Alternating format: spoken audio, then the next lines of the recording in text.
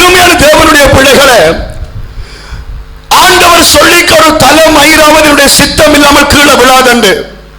ஆனா அன்றைக்கு எங்க வாழ்க்கையில வருகிற பிரச்சனைகளையும் துன்பங்களையும் கஷ்டங்களையும் நாங்கள் பெருசாக பார்க்கிறபடியால் ஆண்டவரை துதிக்க முடியவில்லை, ஆண்டவரை ஸ்தோத்தரிக்க முடியவில்லை. ஆனால் ஒன்றை புரிந்து கொள்ள வேண்டும், இந்த உலகத்திலே எங்களுக்கு வருகிற அத்தனை பிரச்சனைகளை காட்டிலும் எங்களுக்குள்ளே இருக்கிற எங்கள் ஆண்டவர் பெரியவராய் பெரியவராய் பெரியவராய் அவர் எங்களோடு கூட இருக்கிறார், அவர் எங்களோடு கூட இருக்கிறார், அவர் பெரிய தேவா. ஆமென். ஆனால் இன்றைக்கு அதை உணராதவர்களாக ஒரு கலக்கத்தின் ஆவியோடு, ஒடுக்கத்தின் ஆவியோடு, ஒரு சோர்வின் ஆவியோடு இன்றைக்கு நாங்கள் வாழ்ந்து கொண்டிருக்கிறோம். முகத்தை பார்த்தாலே சொல்ல முடிகிறது என்ன கவலையோடு இருக்கிறீங்க, என்ன பிரச்சனை இருக்கீங்க என்று முகத்தை பார்த்து சொல்லக்கூடிய அளவுக்கு இன்றைக்கு இந்த வாழ்க்கையில கலக்கங்கள் வேதனைகள் பெருகிவிட்டது. ஆனால் எனக்கு அருமையான தேவனுடைய பிள்ளைகளே, ஒரு ஊழியக்காரனுடைய புத்தகத்தை வாசித்தேன். அந்த உண்மை சம்பவத்தை சொல்லி செய்திக்குள்ளே போகலாம் என்று நான் இப்பொழுது உணர்த்தப்படுகிறேன்.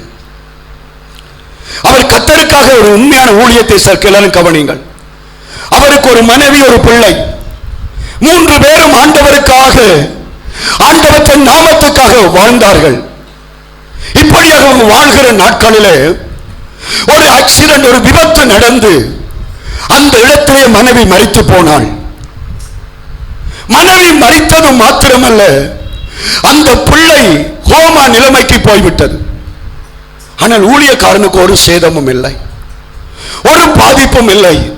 மனைவியை இழந்தார், பிள்ளையை சுகத்தை இழந்த பிள்ளை படுக்கையாக போய்விட்டார். இவர் ஊழியத்தை எல்லாம் விட்டுவிட்டு பிள்ளையை பராமரிப்பதிலேயே நேரத்தை செலவழித்துக் கொண்டிருந்தார். காலங்கள் கடந்து போனது. ஜபத்தை மறந்தார், ஆராதனையை மறந்தார். பாடுகள், பிரச்சனைகள், என்னுடைய மனைவி, என்னுடைய பிள்ளை என்று சொல்லி எல்லாத்தையும் குறித்து யோசித்து யோசித்து மிக கலக்கமுள்ள மனுஷனாய் மாறினார். 7 வருஷம். 7வது வருஷத்திலே அவர் பிள்ளையை பராமரித்துக் கொண்டிருக்கும் பொழுது பரிசுத்த ஆவியானவர் அவரோடு தெளிவாய் பேசினாராம். மகனே, என்னை நீ துதிப்பாயா, என்னை நீ ஸ்தோத்தரிப்பாயா என்று ஆவியானவர் கேட்டாராம். அப்பொழுது இவர் சொன்னார், நான் என்னென்று உம்மை துதிப்பது, நான் ஒரு பிழையும் செய்யாமல் இருக்கும் பொழுது என்னுடைய மனைவி எடுத்தீர், என்னுடைய பிள்ளையை இன்றைக்கு உயிரற்ற புனமாக மாற்றிவிட்டீர், நான் என்ன செய்வது? ஆண்டவர் சொன்னார், மகனே, நீ என்னை துதிப்பாயாக, இந்த நிலைமைக்காக நீ என்னை நோக்கி ஸ்தோத்திரம் பண்ணு என்று சொன்னார். அவர் போராடினார்.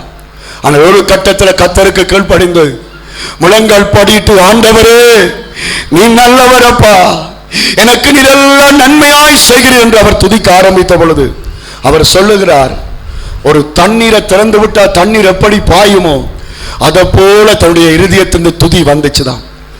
அவர் கண்ணீரோடு ஆராதித்துக் கொண்டிருந்தாராம், ஸ்தோத்திரம் பண்ணி கொண்டிருந்தாராம்.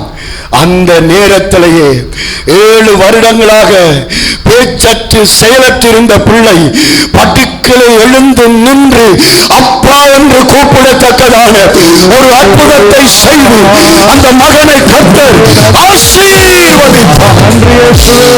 என் சகோதரனே, என் சகோதரியே, எல்லா பிரச்சனைகள், எல்லா பாடுகள், எல்லா உபத்திரவங்களுக்கு பின்னாலே ஆண்டவர் தன்னுடைய வல்லமையை வெளிப்படுத்த வல்லவராயிருக்கிறார், தன்னுடைய நாமத்தை மகிமைப்படுத்த வல்லவராயிருக்கிறார். ஆனால் நீ சுமக்க தேவையில்லை, நீ கவலைப்பட தேவையில்லை. ஐயோ எனக்குத்தான் பிரச்சனை, ஐயோ எனக்குத்தான் கவலை, ஐயோ எனக்குத்தான் கண்ணீர் என்று நீ கண்ணீர் விடக்கூடாது.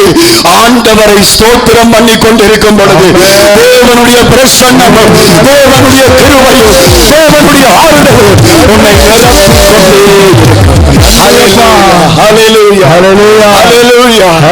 எனக்கு முன்னால நீங்க அழகாக விளக்கிட்டு இருக்கலாம், சந்தோஷமா இருக்கலாம்.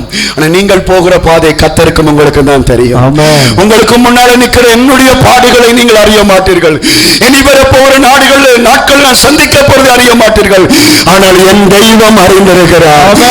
இதுவரைக்கும் நாங்கள் நிற்பதென்றால் கர்த்தரை துதித்து துதித்து தான் நாங்கள் இதுவரைக்கும் ஜீவனோடு சுகத்தோடு பலத்தோடு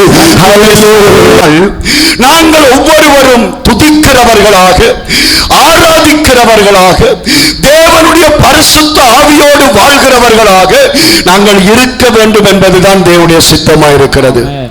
ஆனாலும் இன்றைக்கு நம்முடைய வாழ்க்கையிலே பலவிதமான பாரங்கள், கவலைகள், கண்ணீர்கள், வேதனைகள் வந்து ஒடுக்கத்தின் ஆவியாக நம்முடைய ஆவியை ஒடுக்கி ஒரு கவலைக்கு நேராக, ஒரு துன்பத்திற்கு நேராக எங்களை நடத்தி கொண்டிருக்கிறதை நாங்கள் காணக்கூடியதாக இருக்கிறது.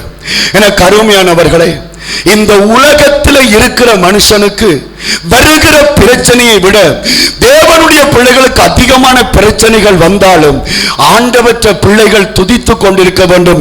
வேதம் சொல்லுகிறது, ஆண்டவரே என்று கூப்பிடும் பொழுதெல்லாம் எங்களுக்கு சமீபமாய் வருகிற எங்களுடைய ஆண்டவரை போல இந்த உலகத்தில் வேறொரு தெய்வம் இல்லை.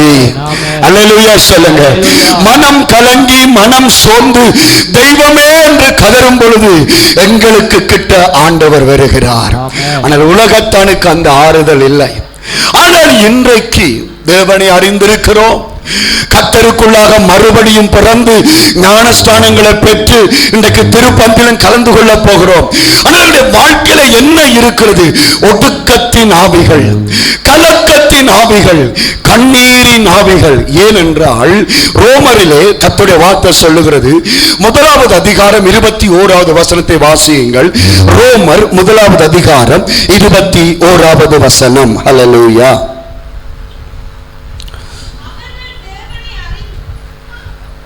அவர்கள் தேவனை அறிந்தும் அவரை தேவனென்று மகிமைப்படுத்தாமலும் ஸ்தோத்தரியாமலும் இருந்து தங்கள் சிந்தனைகளினாலே வீணரானார்கள்.